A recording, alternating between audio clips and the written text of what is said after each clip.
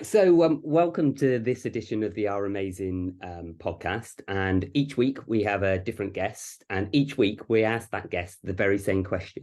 We ask them to share their opinions on who is the most amazing person, most amazing object, most amazing animal, most opinion on the most amazing quote, the most amazing book, and finally we ask them their opinion on the most amazing thing ever.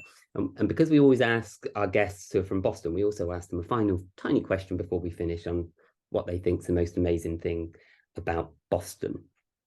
So that's how our podcast is going to work. And the person we're asking those questions to today is Richard Tory. And Richard Tory is semi-retired. And when you hear that all the voluntary work he does, you'll see why he's semi-retired, not retired. So Richard is part of the Boston Town Deal, which is part of the levelling up, and it says unlocks the investment to transform Boston. He's also the chair of the Boston Big Local, which is a group in the centre of Boston that's been given £1 million to invest over 10 years, and those 10 years are nearly up. Also volunteers pretty much every weekend that it's open at the We'll Meet Again WWII Home Front Museum. He's part of the committee on the local community centre, which is the old pensioners' house, and he's also on the committee for maintaining the Boston War memorials. So there's a few more in there as well, but can't fit them all in. So as you can see, that'll probably be why Richard describes himself as semi-retired. Not fully retired with all of those voluntary work. So thanks for joining us today, Richard. And so that takes us to our first question. And I guess the first question is, in your opinion, who is the most amazing person? Right. Well, for me, with my military background, my personal most amazing person is a lady called Mary Seacole. She's heavily overshadowed by the lady with the lamp, Florence Nightingale, but she was actually a Jamaican-born nurse and businesswoman who, at the outbreak of the war in 1854, decided to travel across the Atlantic and across the Mediterranean and set up a thing that she called the British Hotel, which was only a mile or so behind the front lines in the Crimean War. And it was a combination hospital, inn, pub, local corner shop that the soldiers could all attend. And she actually had a better survival rate than the Scutari Hospital that Florence Nightingale ran all the way back in Turkey across the Black Sea. And then history basically wrote her out of it. The nursing profession know about her, but So what do we have any idea why she's beginning to get heard about now? Because I think I saw her on a program a few weeks ago. But why do you think she was written out of history? Do you think is it the different times back then, or? Well, it is mostly the different times. Obviously, she was Jamaican British, so, and by Victorian standards, lowly stock, whereas of course Florence Nightingale was English/British/ upper class and moved in the right circles. So the historians of the time had only really got room to fit one heroine into the story of the war, so they went with the homegrown English lady. Yeah, and because how did you hear about it? Because I only heard about it recently. I think it was around about the NHS sort of 75 celebrations or something to do. Well, and that's where I'd heard of it. So is she becoming more prominent now? Is it beginning? She's becoming more prominent now, and as obviously the nursing college has always taught the nurses about her, but I came across her obviously when I was reading up and researching the Crimean War in the 1850s. And when you get to sort of away from the generals, then the lower, well, still senior ranks, but the lower ranking sort of officers then started mentioning her in their personal papers and whatever, but it never really got out of the personal correspondence really very much. Yeah. So So it's only those like historians who were starting to read those correspondence it yes. found out. But do you feel do you feel that her recognition? I know you're helping by talking about it here, Yeah. but do you feel she'll gradually get more and more recognition, or there's yes. Well, I mean, obviously, her Florence Nightingale is better known because she carried on for years campaigning for stuff, and she became the figurehead of everything. But Mary Seacole was much more of she didn't have the access to the publicity in the same way, but she was the one doing the hands-on stuff that the troops, I mean, because I believe that she also, not only did she run the thing, but she sort of did a semi-delivery service. She actually went into, when it became a trench warfare stuff over the winter, she actually she'd have people with her carrying baskets of things that she wasn't doing it for free. She was selling it to the soldiers, but they had, out in the trenches, they had nothing else to spend the money on. So any home comforts that she could sell them, that just made their life that little bit better. So, but she did go theoretically within the sort of smell of the gunpowder, whereas Florence Nightingale was hundreds and hundreds of miles away.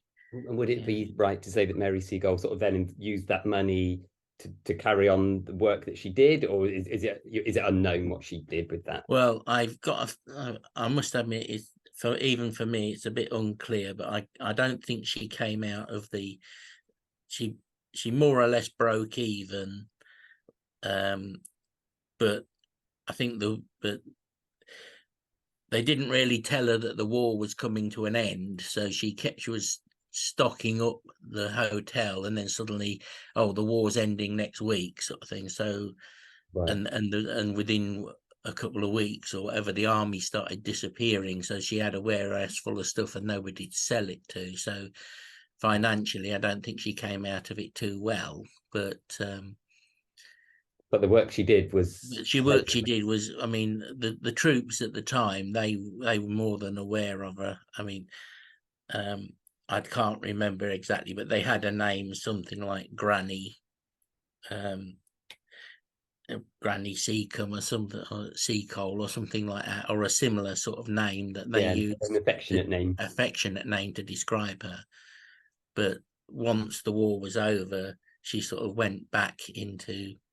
was allowed to fall back into obscurity by the people. And she had gone there under her own power, she'd paid her own way out there, and then nobody was bothered about how she found her way back or where she went once the war was over. So, I mean, one of the unsung heroes or heroines, I suppose you could say. That's truly amazing, isn't it? Yeah.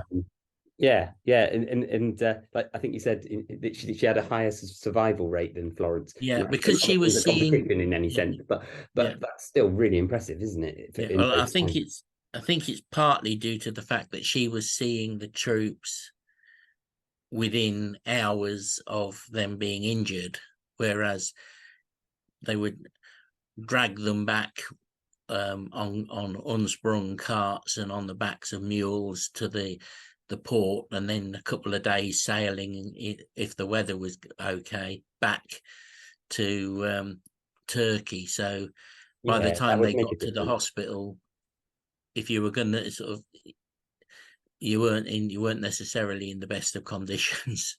No, that would make a big difference to the survival rate, wouldn't it? Even today, if you had to sort of move someone a very long distance before getting treatment. Well, they talk about, in the NHS, they talk about the golden hour or 45 or whatever, but in when they were fighting in Afghanistan and such, they came up with the phrase the platinum 15 minutes. if Right. you got the treatment, started the treatment within 15 minutes, it almost guaranteed survival. Yeah. Yeah. So it does show time is of the essence, even back then in the Crimean War. Yeah, Wow, that's a really interesting one, and that's Mary Seagull. It sounds sea like coal. Yeah, Seagull. It sounded like seagull, didn't it? There, yeah. That's I didn't see. um, yeah. Well, that's yeah. I can see why you've picked her. That's truly is quite amazing. And if you're watching this podcast on our website r-amazing.com, you can vote along and whether you agree with Richard's choices. So it's just a yes or no on the website. You can go, yeah, I agree, and or you disagree. And yeah, wow, Mary Seagull. It sounds like seagull when I say it. Mary Seagull. Yeah, truly is amazing. So yeah, thank you for that one, Rich. So that moves us on to the next one, which is your opinion, Rich, on what you think is the most amazing object. Right. Well, whether I can get my tongue around it. Yeah, this is why I've asked you and why I'm not saying it. Yeah. Because I was looking at it as well.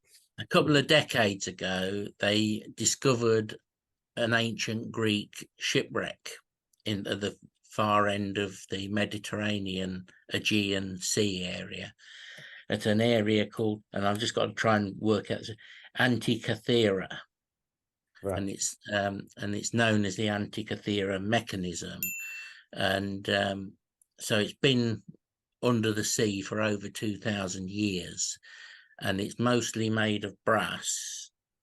And they could, when they saw it, there was some engravings on the front, but when they actually x-rayed it, there's about 7 layers of interlocking cogs that lead to needles and indicators on the front and on the back. And it actually predicts the movement of the planets. At the time there was only about 4 known planets, because obviously they had no telescopes. But this not only did it predict the movement of them, but at the time they still believed everything rotated around the Earth. Wow. So certain planets like Mars, the reason they call planets is ancient Greek for wanderers, because all the stars stayed in a fixed position and moved across the sky in formation, but these planets would be detected moving backwards and forwards and up and down or whatever, depending on the time of the year. Wow. And so at certain, like Mars, at one point it's leading us, but then because we're on an internal orbit, we overtake it at one point in the year, so it seems to go backwards. And would that be because they had Earth as the center rather than the sun? But I mean, that's what you see now, because the Earth is on an internal, so it's got a shorter distance to the sun. So as it goes round, it goes past in front. So it's in front of us, and then it's behind us, and then another part of the year it seems to catch up and go past us again. But that makes sense when you know that we're all rotating around the sun. But when you think that everything, including the sun, is rotating around the Earth, why would it appear to go backwards? Yeah. And they had to build into this mechanism cogs that would and levers that would allow for predicting where it's going to be when it's actually going the wrong way. Wow. And they was able to do that all in this little. And they were able to do that over 2,000 years ago. So I had a little look at this. So obviously the device no longer works, but they've been able to scientists have made replicas of it. Yes, they've made that. People have sat there and filed out and made physical replicas. They've also made digital replicas, so they can run it through hundreds of years and check it against what we know to be the stars and the planetary movements. And there was one where one of the cogs has got an odd number of teeth on it, and that's to allow for leap years. So you can flip the lever on the back or on the side, and that changes the gear depending on the year, because you gain a year, you gain a day every 4 years under our calendar every 4 years. But they had to build that into their system as well, because they didn't use our calendar either. No, that is extremely clever, isn't it? And how much they knew. So this sort of time was, if I get it right, sort of about 100 years before Christ, before Jesus, around about that. Yeah, possibly even earlier than that, but yes, well over 2,000 years ago. Yeah, that is nuts. So they could work all that out before then. Yeah, their mechanism was being made to reflect what they could see, not necessarily what they could what they knew as a working theory. You know, I mean, they were basing it on, if it's doing this, we've got to adjust it to allow for that happening. We don't necessarily know why it's doing it, but we know it happens every year, so we've got to build it into the machine so that it reflects the sky we're looking at. So they made the machine reflect the sky rather than it trying to be a true representation of what was out there as such. Yeah. Wow. That is crazy. And so up and when did you say it was discovered, or is it? Well, it was only it was certainly only, it's certainly in the last 50 years, but I think before that we had no idea. They found it, they saw it, put it away as a curiosity, and it's only in about the last 20 years that scientists have come back to it and really started paying attention to it. And then, I say, with the more modern X-ray and whatever machines, they were able to work out what was actually inside it. And then the more they look at it, the more amazed they are.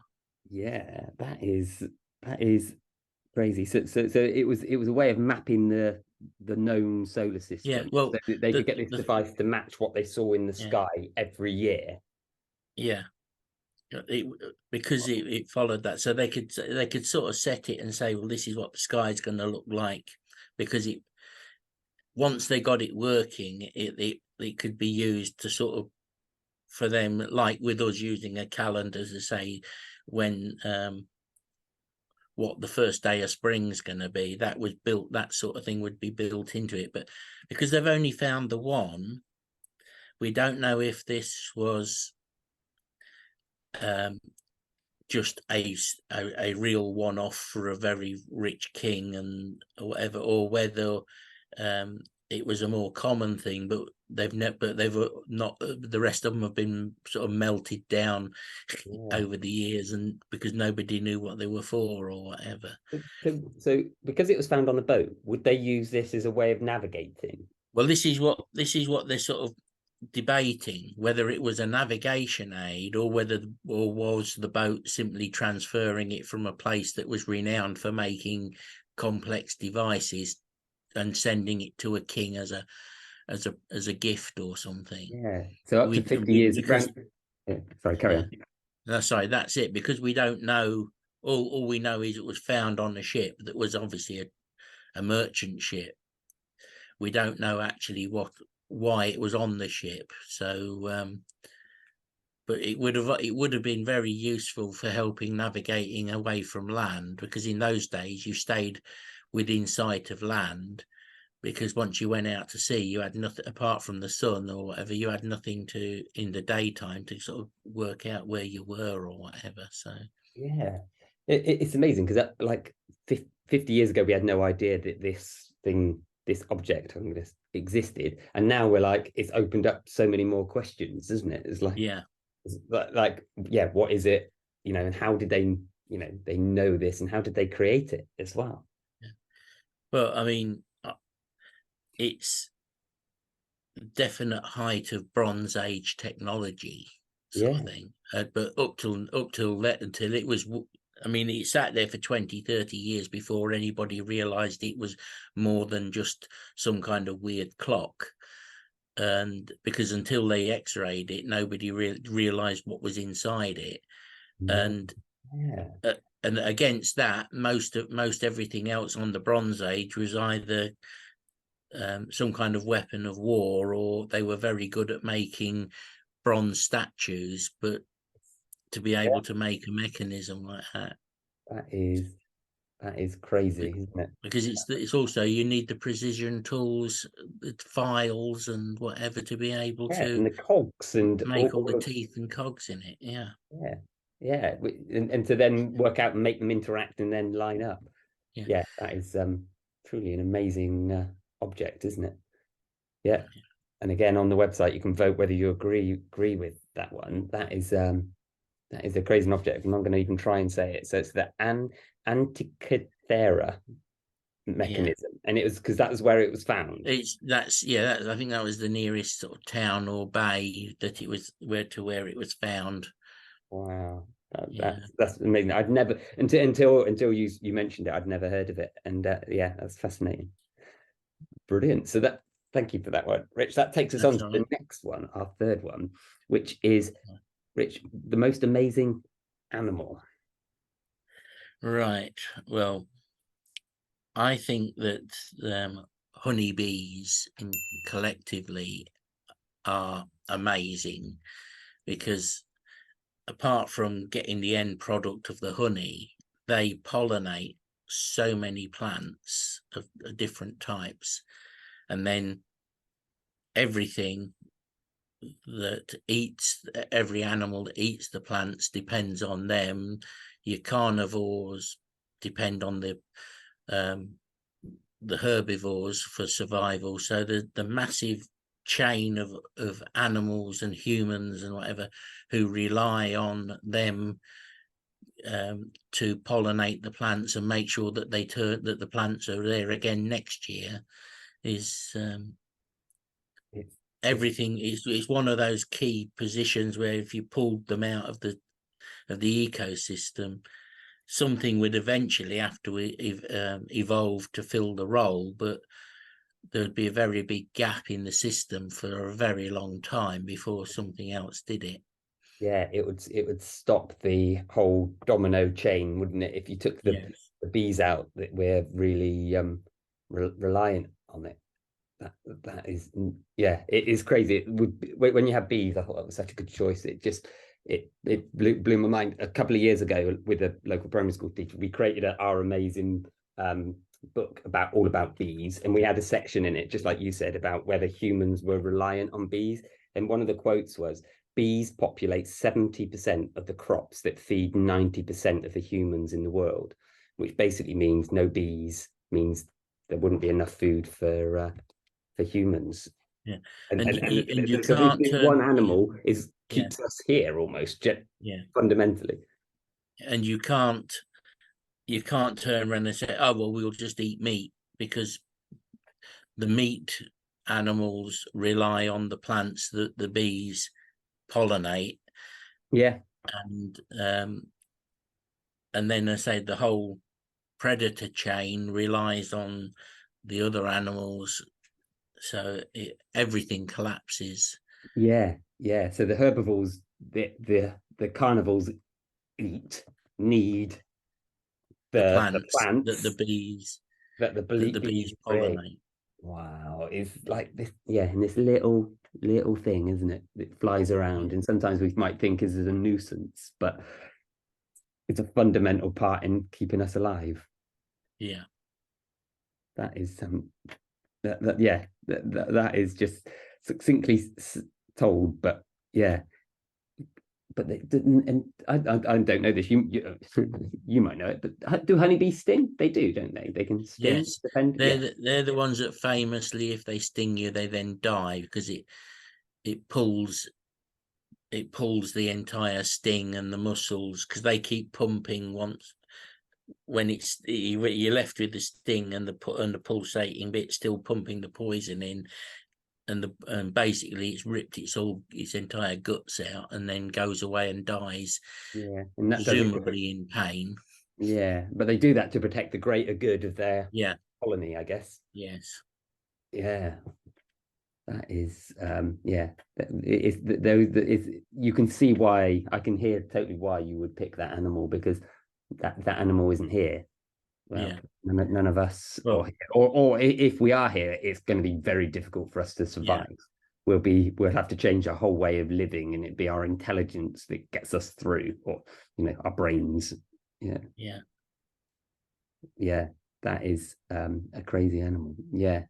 Any other reasons about the bees? Because that's a big enough reason in itself, but I didn't know Well, the that's other one. sort of the main one. But I mean, their society and the fact that they can communicate, because the bees dancing. They go out there. The scouts go out first thing in the morning, and they've got an idea of. I mean, I'm not entirely sure, but I mean, they know for about between a quarter and half a mile radius of the hive. They've got a good idea. They already know the layout of the land, so they set off on preset routes, and they monitor as they go out. They check certain flowers and flower beds and other crops and whatever, and they take a note of what they see. And if they see a particular one that's just come into flower and is a good source of pollen, they then go back and tell everybody else exactly where to find it. Fly in this direction for so many 100 meters, turn left, basically turn left at the geranium, and keep going for another 100 yards until you get to this, and that's where the flower is that's got the best pickings today. So they can actually say, they can pass that on, and that's where when you see the film inside, you get these patterns where one's in the middle doing this dance and wiggling its bum and whatever, and this is all telling everybody around it, and they're passing it on to the ones behind them, so they can then all go out and mass raid the flower beds that they've just discovered. They've got a real sense of community and communication. to make their whole and a complicated communication system. Yeah, sort of almost like their own version of sign language in yes. respect. Wow. Which I think it probably gives rise to the old folklore story about if you had bees, if you had a hive at the bottom of your garden, if you had a death in the family, you were supposed to, one of the members of the family was supposed to go down and tell the hive that Granny Smith's died and you won't be seeing her anymore. And apparently the royal beekeepers actually went and did exactly that when the Queen died. Wow. Because it's a tradition. I mean, it's a tradition within the family. Yeah. It's a tradition within the human world, within humans, to go and tell the bees that one of the humans in their bit of the world is no longer there. Yeah, and it's almost like that sort of shows the respect showed respect for the important bring part they play towards in humans. Or yeah. It makes you wonder, doesn't it, sometimes, when that bee's flying around in your own room. Exactly. What is he to try and tell us someone's died? Yeah, that's they're amazing, aren't they? Their community and the dance, the wiggle. I think it's called the wiggle dance or something, isn't it? Like you said. Yeah. That is extremely crazy. So, yeah, thank you for that one. That's all right. Before we move on to the next one, we're going to just go to a quick ad break where I just show the most amazing story from our website, the most amazing quote, and also, my brain's gone, the most amazing story, most amazing quote, and most amazing fact of the week. And we'll check that now, and then we'll be back.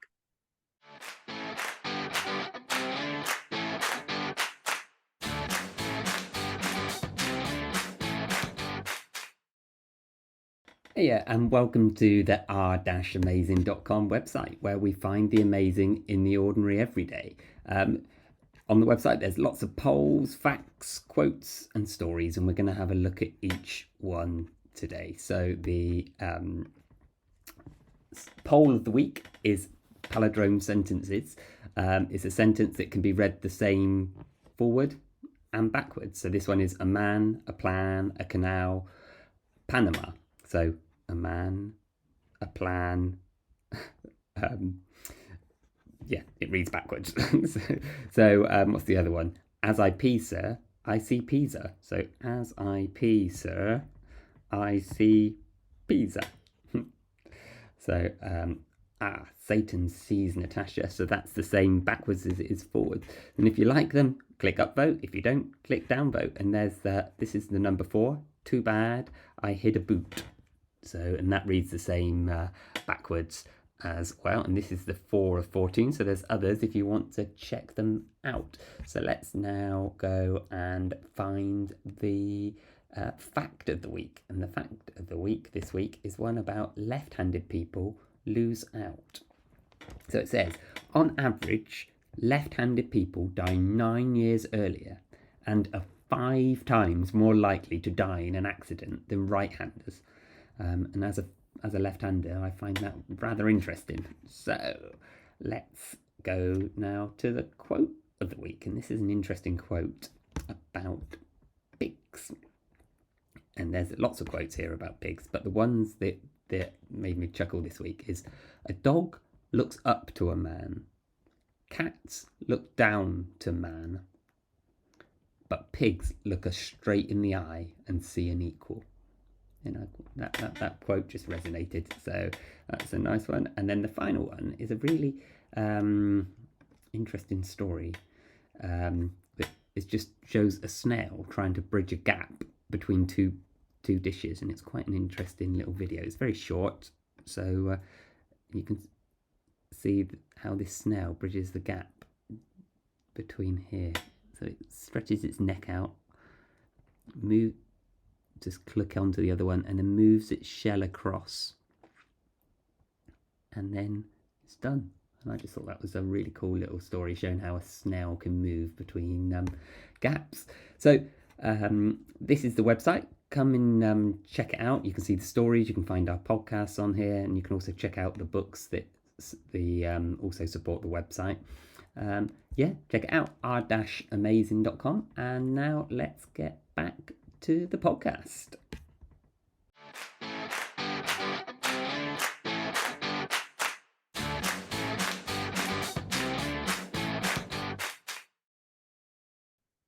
Right, we're back. Okay. So here we are. Let's carry on. And this question is for Richard. Is your opinion on the most amazing quote? Right. Well, I've got quite a few quotes that I like that are usually military orientated and take 10 times as long to explain as what the quote actually is. But one of my all-time favorites was the old American comedian Joan Rivers. Okay. And years ago, I was watching a program with her in, and she said that single men who live alone are like bears with furniture. He was very good with one-liners. Yeah. Okay. What is it? What is it about that sort of just resonates with you? Well, I think there's so many single men over the years that I know that just fit that description, and I think she nailed it. Yeah. Decades ago, when you haven't got to keep your house clean because there isn't a woman there nagging you. Yeah. Men have got furniture somewhere to sit there in front of the television, and I don't quite fit the archetype because I don't have a fridge full of beer, but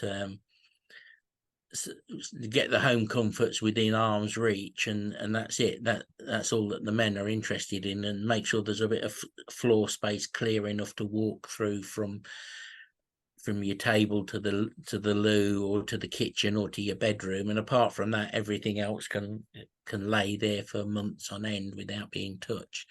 And so I can sort of as I say, it's one thing that she said. Again, it must be nearly 30 years ago when I heard her say that on again, something like Parkinson, and it's just stuck with me ever since. It just resonated so much. Yeah. So single men living alone are like bears with furniture. It's it's really quite funny. And actually, it makes me think of Steve Jobs when he was single, and I think Apple was doing very well. But I think someone went in his house and he had one chair, a mattress on the floor, and I think he had a TV, and that's all he had in his big house. And they was like, "Why haven't you got anything else?" He's like, "I haven't found anything else I like yet." And yet he was extremely Yeah, wealthy. But he only bought the chair because he really liked the chair, and it had a function as well. But he really liked it, and yeah, he didn't have a bed because he hadn't found a bed that he liked. But he could basically live in a cave with just a chair and a mattress. yeah. It was such a funny story when I read it, and when I read your quote when you sent it across as your choice, I instantly thought of that. It's like, yeah, single men living alone are like bears with furniture. Yeah, yeah. It's just a very, very simple life, isn't it? Yes. But yeah, that's very good. Yeah, and I'd never heard of that one. I quite like my quotes, but I've Yeah. never heard of that. Yeah, and I tried to Google it as well, and there's no Google reference of it. So it must have just, like you said, on Parkinson. It was something that you saw. It really resonated with you, Yeah. and And it's so long ago, it's before well, people videotaped it or anything like that. So yeah. And it's yeah, and I can find it, but I knew you'd have watched it on, like you said, on the telly or something, and it just yeah. happened. Yeah, that's really good. Yeah, thank you. So that takes us on to the next one, which is your opinion on the most amazing book. And I have to say, you didn't go Right. with what I thought you were going to go with, but we'll Well, catch up on that a bit later because with right. your Well, I next must week. admit, I had to give some thought because every time I thought of what I consider an amazing book, I thought it's quite a narrow thing. But Mm, then I thought it was partly inspired by seeing a documentary that was a repeat, but it did light bulb moment, and that is the Doomsday Book, Doomsday Book. because other books tell an amazing story, but what is so amazing about the Doomsday Book is it's basically set a bedrock for everything that followed for the next 1,000 years. Because we got the invasion in 1066. In 1086, 20 years later, having basically beaten everybody into submission, William finally decided that he needed to take stock of what he had actually conquered. And at the time, Britain was one of the best administered countries in Europe. So it only took them, they divided the place up into 7 regions and they appointed people to go out and ask all the relevant questions. And it took only about 6 months or so to actually get the majority of the results back. Oh. And that it then became the point of settling disputes, because in the 20 years after the conquest, the Normans had moved in. The king had promised them land if you come and fight for me, I'll give you the land. And then they sort of said, when they actually nudged him and said, we did the fighting, where's the land? He says, oh, well, you can have that bit over there. And on occasion, he gave the same bit of land to 2 different people, and totally ignored the fact that there had been somebody whose family had owned that bit of land for hundreds of years. So the 2 main things that they did was they asked who owned it before William came along and who owns it now. And then it ended up being mostly still put into the name of the newcomers, but there were a couple of Anglo-Saxon people who ended up still by the skin of their teeth holding on to a piece of land, and they used it to settle arguments over, well, well, I owned it, but he just came along and planted his flag in the manor house and decided that it was his. And they held legal consultations and actually made a definitive decision who owns it. And there were a lot of losers and quite a lot of winners. But from that moment on, they then wrote it down in the book. And if there was a dispute in the future, they went back to the book and settled all the disputes with, well, he owned it. You've got to prove how it came into your possession if it's supposed to belong to John Smith. Wow. And that has still formed the basis of everything we've ever done on the legal basis for the next 1,000 years. So yeah, so it's a case of saying you've got to find evidence that you own it. And Yeah, if not, if they decided in 1086 that this person owned it, and he owned the house and the barn, 7 acres of land, three pigs, 2 cows, and 15 sheep or something, then 30 years later or 100 years later, you're now claiming it to be yours. You've got to prove how it came into your possession. yeah. Otherwise, it still belongs to him and his descendants. Wow. And so they asked every adult basically in the country to find this, to make this. Well, it listed everybody because they broke it down. They said a piece of land, and some of the names for the land are still around, but they've changed. But the Lord of the Manor, he owns it all. He appoints 3 people to be in charge of the day-to-day running of it. Below them are the 15 or 20 people who are responsible for tilling the land or looking after the animals that are on that piece of land. And at the very bottom, you've got the people who are called villains, who are basically serfs slash slaves. They also belong to the people who own the land as well. They're not allowed to move anywhere, and they've got no right to object to anything either. And it wasn't, and that stayed pretty much the same until the Black Death came along and wiped out so many people that then they suddenly had to start persuading people to do it. They said, well, he's offered me half a day off on Sunday, so I'm going to go and work for him. Yeah, so right up until then, that was the book. Right up till then, it was more or less the rule. And then when they suddenly had a massive labour shortage because of the Black Death, that caused, for about a 20-year period, that caused a massive shift in the way things were done in the country. And then that settled down, and off we went in a new. We found a new way for our society to progress, but everything's underwritten by that one book, a bit of paper, the books that they put together in 1086. So wow. And that's why I consider it sort of as amazing. The more you think about it, the more it's not just, it's because it labeled everything of value. So every animal, every acre or chain of land or whatever unit you wanted to class it as. Yeah. Would you say it might be different, but because would you say it's almost like the first census as well?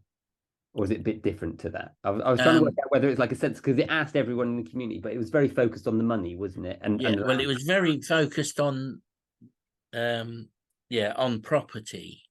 And once you got below a certain level of society, you were just one of 7 villains. You didn't have a name. Right, okay. Yeah. You might have a name amongst yourselves, but as far as the people running the country were concerned, you weren't important enough to actually ask who you were. And if you did tell them, they certainly weren't going to remember it by the time they'd got to the front door and out onto the horse. Yeah, it's a little bit like you see at the end of the movies, isn't it? Villain 1. Yeah. Like you were saying. Yeah. Wow. Yeah, that's almost the book of books, isn't it? Wow. And it was done in 1086. So 20 years after the Battle of Hastings, after he what had worked invaded. out everything that he had.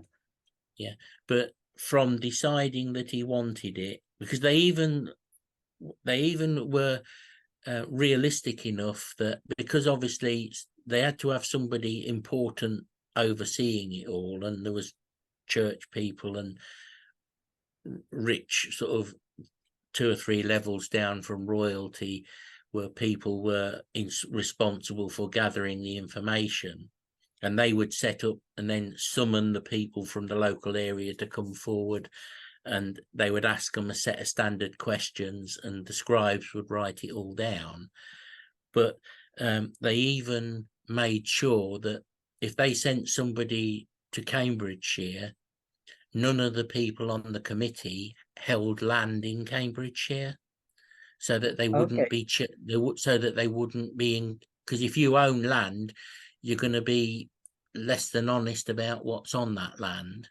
Buy So it. they made sure that the people who were asking the questions had nothing to gain by putting wrong information in Wow, they there. were very, very pragmatic and really thought it through to try and be as, Yeah, sounds like, to be as fair as possible, almost, yeah, or as fair as you could back then. Yeah. yeah. Oh, well, I didn't realize Well, that they thought it you through. can say they're either as fair as possible or as equally unfair to everybody. Yeah, yeah.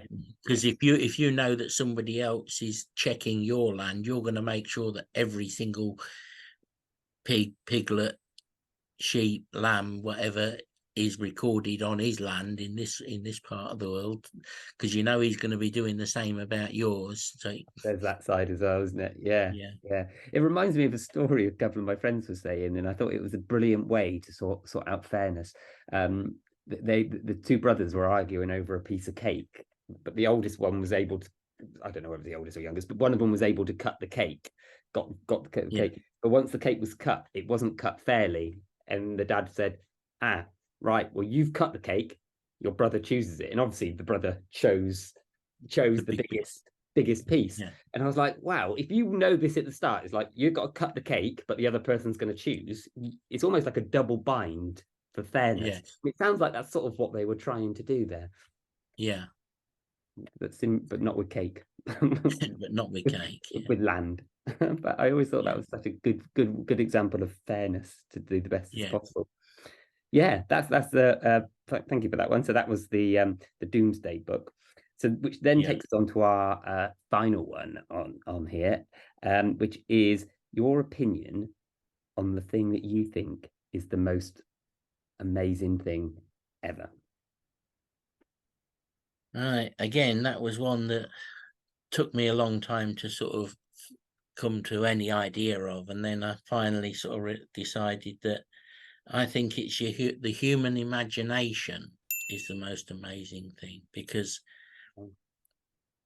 you can the sorts of things you can envisage. I mean, my one of my favorite reading materials is science fiction, and to be able to imagine what a world is going to be like hundreds of years into the future and on the other side of the galaxy, and sort of say, well, because the atmosphere is slightly different, or the gravity is slightly different, this will affect people in different ways and create different societal ideas. Because in one of the books that I read, the planet had it was a whole group of planets that were, surprise, surprise, fighting a war. But one of the allies came from a high gravity world, and therefore they had a more general way. Their attitude was, the world is so dangerous because of the high gravity. You've got to look after you've got to look after the younger generation, and by extension the whole of the people. So just because it's not your children, if you see them in a dangerous situation, you are obliged to save them from the dangerous situation, which gave them, over centuries, it gave them an overall outlook of, they viewed everything in terms of the collective whole rather than individuals. Yeah, yeah. But to just sit down and think, and this was all essentially was all because the person decided that that planet was going to have heavier gravity, and therefore it would make people think differently and behave differently. Wow, the level of, yeah, the human mind is, And to be able to put that in and conceptualize that, and it wasn't even a major feature of the story, but it just explained why those people who were part of this overall alliance behaved differently and would do certain things. They would volunteer to do something because overall they viewed the whole alliance as an extended version of their planet and their individual families, sort of thing. So as a collective idea, they were prepared to do something that we would consider suicidal, but because they could see that for the greater good, their sacrifice would help towards winning the war, sort of thing. And all that was built in as a feature for the storyline of the war, but the way that these people thought, yeah, it was just thrown in as like a paragraph of little explanation that wasn't relevant to the overall story. They could have just it said all came out of yeah, someone's mind, didn't it? It's a bit yeah. like Harry Potter, and I haven't read the books that you talk about, but you tell me bits about them, which is I thought was going to be your favorite book. The Sorry, Terry Pratchett. Terry Pratchett. Terry Pratchett. Yeah. I've not ever read any of his books, but you've told me some of the things that happen in there, Yeah. and the creativity from that, and the imagination. If your question had been author rather than book, yeah, I probably would have gone with Terry Pratchett. But the fact that he's got 34 books in his what is known as the Discworld series, which are all based on, and it's based on the old ancient premise of the earth is flat and we're all balanced on, and it's balanced on the back of 4 elephants which stand on the back of a giant star turtle, which is gently swimming its way across the universe. and this came out of his And head. we don't know where it's come from and we don't know where it's going, but Yeah, I like, yeah, so he took that as an old thing that has been around for millennia, and then decided to build his own world. And the sort of his thought process is, what would that world be like that lived on it? yeah, And just to throw in magic as well. yeah, and that's in the word. That's he puts that in words.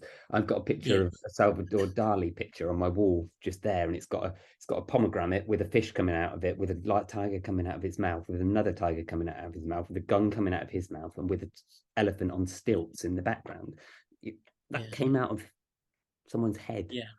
Like the human imagination, and like when you was talking about Terry Pratchett and the elephant on the back of elephants and the turtles. Yeah. Just amazing, isn't it? Well, And then got music as well, like Beatles, all of this. One of his storylines involves, because he's got, over the years, he created characters, and then they got their own sort of storylines of 2 or 3 books that showed those characters developing. And the head of the Ankh-Morpork City Watch, Captain Vines, who starts off as a drunk and ends up being, through each book, his life evolves, and he ends up moving up in society and whatever. And he's sent off to an area called Uberwald, which is essentially the Discworld's version of Transylvania. And whilst he's there, he's going there to negotiate the trade between the city and that area in fat, because in one of his books it's called The Fifth Elephant, and I've just got it. And the story, like, The Fifth Element, and yeah, very good. in the mists of time, there used to be 5 elephants holding the world up on the back of the star turtle. Genius, isn't it? And the sun which is a small ball of fire that goes round and under the planet, it dodges between the elephants, and at one point it knocked one of them off, and the gravity took it round up, and it crashed down like a meteor into the hills and formed the mountains of Uberwald. And now what they're mining is the fat from when the elephant crashed down, or what it became. And they're talking, at one point they're discussing the relative prices of the different grades of fat, and one of them, the lower grades of fat, are contaminated with BCBs, which is burnt crunchy bits from the flames of the elephant crashing into the planet. And the imagination required to throw that sort of stuff in. It's crazy, isn't it? Of what we got. And then when I was thinking of this, I was also thinking that, because I know both you keep sending me messages, because I started finding faces in objects, and now you're very good at finding them as well. And that's just coming from your mind. But the other one that made me think about the human imagination is that as these small, slow moving creatures on this planet, we shouldn't be, we're at the top of the food chain. We can almost kill any animal in their own, because of our imagination to make weapons. And it's not necessarily the good side of the imagination, but it does, our ability to make weapons and use our human imagination for that puts us at the top of the food chain as well. And I suppose that's, I didn't know whether you thought that matched as well with the human. Well, because when you look at us, we are, there's lots of more frightening animals and creatures out there. Some lots of bigger, and some even smaller ones that are poisonous. But there was something I saw recently, and it was saying about the mechanics of how fast or whatever animals are. And if you look at a human being running and compare it to cheetahs and dolphins and all this sort of thing, we're about 74th in the list of before we even come into any kind of competitiveness. But you put a human on a bicycle, and we're in the top 10 of speedy, whatever, efficient animals. And that's all because of this, isn't it? And that's because somebody up there said, if we put these bits of initially wood and then metal together and make 2 wheels on it, suddenly we can be faster than most of the other animals on land. And that came out of somebody's head, and somebody sat there looking at something and saying, well, what if you did this? What would happen next? And then you go to the other extreme, you get your Einsteins or whatever, who can sit there and they can imagine things that you can't even see. But they can work out rules that tell you how it going backwards to the Antikythera machine. They can see something happening in the world, but you can't see what makes it happen. And they sit there and just think about it, and eventually they come up with something that explains it. You still can't see what makes it and prove it at the basic level. Just us sitting around a table, we could not prove that their explanation is true, but their explanation explains why it is happening in a way that makes sense. But, and so that's why I think that the imagination. I was going to say the brain, and then I thought, no, it's the thinking process rather than the brain. It's changed everything, hasn't it? We have no right to be at the top of the tree, but we wouldn't be without weapons and imagination and speed.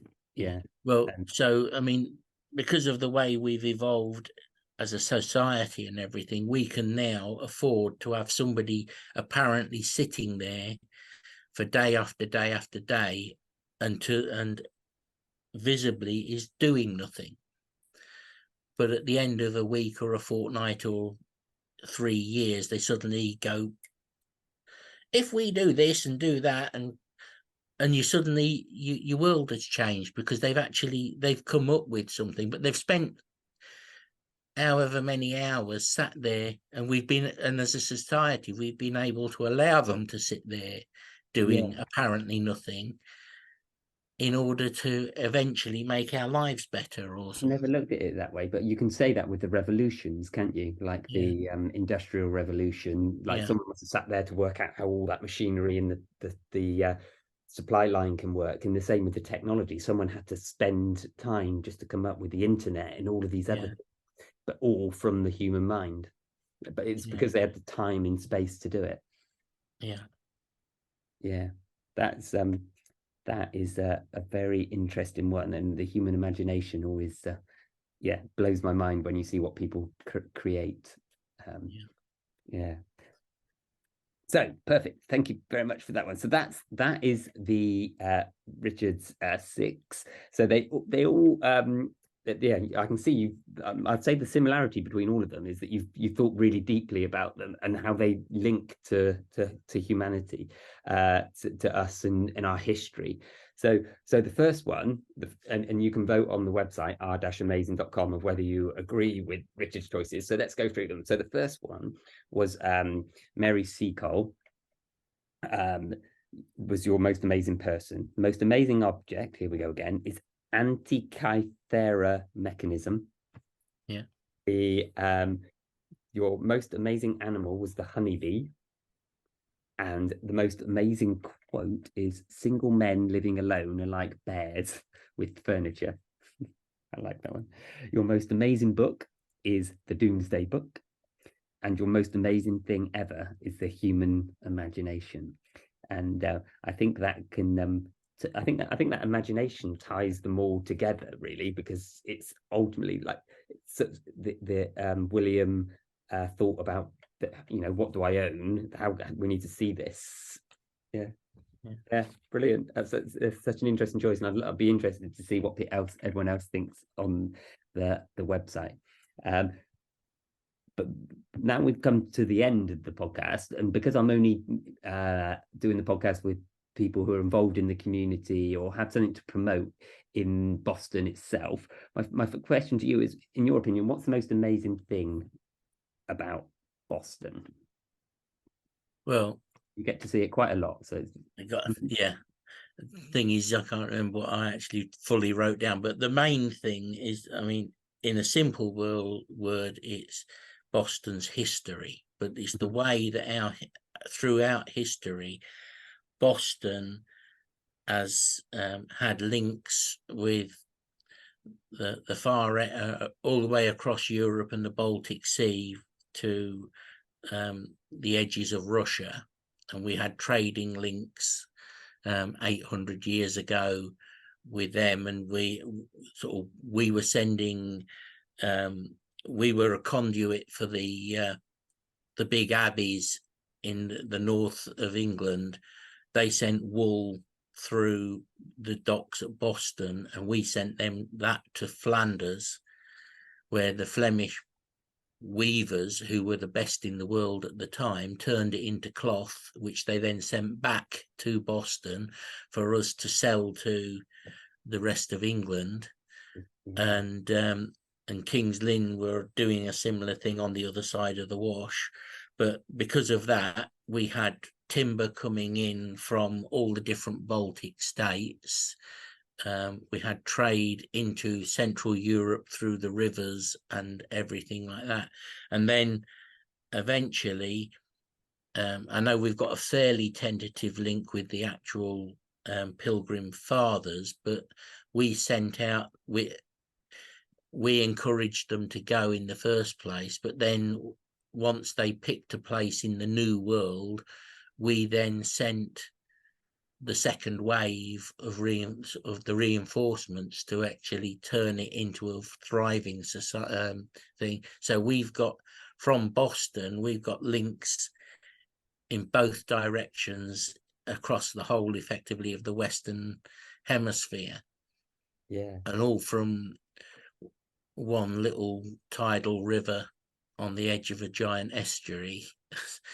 And so everything else, you look at the town, and we've got all the we've got dozens and dozens of important buildings in the town that most people ignore. But as I found out when I did my study for the pack of cards, the trumps. Yeah, well, they're still available, aren't they? Those They're trump still cards. A good way available. to learn about it. Yeah, because you came up with all the scoring and photos for it, didn't you? And I wondered how we were going to fill enough cards up to make a set, and then I found out that we had 264 listed buildings in the town. So then it became, well, which ones don't I include in the pack? And it's the same sort of thing. You've got buildings that look boring in the town, but they've got individually amazing histories and whatever. But people have long since forgotten why that building first came about, and it's now to modernize. It's now old and staying up by memory more than anything else. But I say we've influenced the world in all sorts of ways. I mean, because one of the facts I always used to hang on to ever since I was a school kid was the fact that during Queen Elizabeth's reign, Boston generated more, for a 10-year period, Boston generated more tax revenue than the Port of London did. wow. And I mean, it's a long time ago now. It happened at one point. Yeah, and you can see how over the years we've had various buildings phases as the town has got richer again. So the early ones, like the Stump, go back to 700, 800 years ago, when we had joined and were part of the Hansa International Trading Group. About the time of the American Revolution, we had an upturn. So we've got the Exchange building next to the town bridge, and we've got buildings down near Blackfriars Theatre that were all built at a time when the town was on the uppers and people had got money to spare to improve the houses and everything. So we've never hit the same level of high, but it does go through phases. We've just got to remember this and hang on. And I think that eventually something else will come up that we'll suddenly find that we're important for, and away the we go. architecture is always there, isn't it, for us to appreciate for those good times. But it's like everything else. The old thing about familiarity breeding contempt. You don't appreciate what you've got, but whenever you get somebody from outside come to the town, as we have through the big local, they all say how wonderful the town looks. But we see it every day, so you don't see it from that point of view. And that's a very good point. So it's a mixture of the history and the architecture that keeps on giving. So the history is something to be very proud of, but that architecture that's come from that is something we can appreciate every day. If you want to learn more about it, get the Top Trumps cards that helps local charities when you buy them, and pick your charity that you buy them from, because that directly helps them as well. Which flows in really quite nicely. Richard, is there anything you'd like to promote, like the Boston Monopoly, Boston Trump cards? Well, the Trumps gave us the working model for the Monopoly of through your Boston Big Local. Well, I say through the Boston, the Boston Big Local, because I mean, it fits it into that in a couple of levels, because the idea was to use them to promote the town, but the reason behind the big local was, as we like to say, the Brewster's Millions situation. They gave us £1 million, 10 years to spend it, and they want us to have nothing left at the end of that 10 years. But it's comparatively easy to spend the money, but it's having something to show for it at the end of it. And the thing about the cards and the monopolies is that we paid most of the money towards having them made. We then donated them to various charities that are mostly based in the town. And then, instead of it just being a simple money donation, which may have generated a photograph in the paper holding a big check up, by giving them these items to sell, that draws people into their shops or their premises, like the Stump or the Guildhall or Fidel House. So in order to collect what you're buying, you've physically got to go there. So whilst you're there, you might see something else, and so you might buy something else from the gift shop, or you might suddenly realise, well, this is the first time I've ever been through the doors of this particular building. Yeah. And the bottom, my God, it's better than I thought it was. I might actually come back to visit the building itself. that's the hope. And the So Boston Monopoly, and the Monopoly gave them money, as well as drawing them in and announcing, letting the world know that we're here, sort of thing. Yeah. And we're gonna. I think there's some. I'm sure. I think it's been announced in our minutes that are in the public domain. So I think there's a new Boston Monopoly print run going through, if I remember right, isn't it? Yes. Yeah. So we're hoping there isn't quite the secrecy and the urgency behind it, but we're still hoping to have it a little bit before, a bit more time before Christmas this time round. But again, the whole ethos behind it was that there's nothing about it that is got a time limit on it. So if by some miracle they don't sell them all before Christmas, it's not going to be crucial, because they can continue to sell them, keep them on the shelves. It hasn't got a shelf life. And they can continue to sell it and generate money for that particular charitable organization until they run out of them. And that's the whole idea behind it. Yeah, so that's good. And you also mentioned about promoting the We'll Meet Again Museum, where you volunteer pretty much every weekend, if I remember right. Yes, I have a friend who we arrange occasionally to go to see shows in London and other places. And my first question is always sort of, can we go to it on a weekday so it doesn't interfere with me going to the museum? And he says that that the museum's got to get used to not seeing me. And I don't know if I've disappeared from you, because no, you haven't. No, you're still there. I can see you clicking away. I've lost the picture, but I'm still talking. I'm assuming you can see me. Yeah, so he tells me off for he sort of says they've got to get used to the fact that you might not be there every single weekend. But I still try and make sure that if I don't, I go. But when is it open? Is it open sort of Friday? It's open to the public.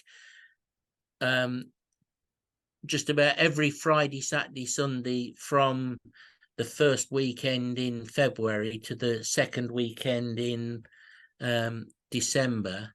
And then obviously if there's a bank holiday Monday, then we're open then. So that's good. And is it Frieston Shore? Frieston Shore? It's at Frieston Shore, yeah. And again, people say, well, why is it in the middle of nowhere? And the reason is because at the back of the property, there's what was the sea bank in 1940, and there's a gun position that was that dominated the approaches to Boston docks. So it was there to protect the docks from seaborne raiders.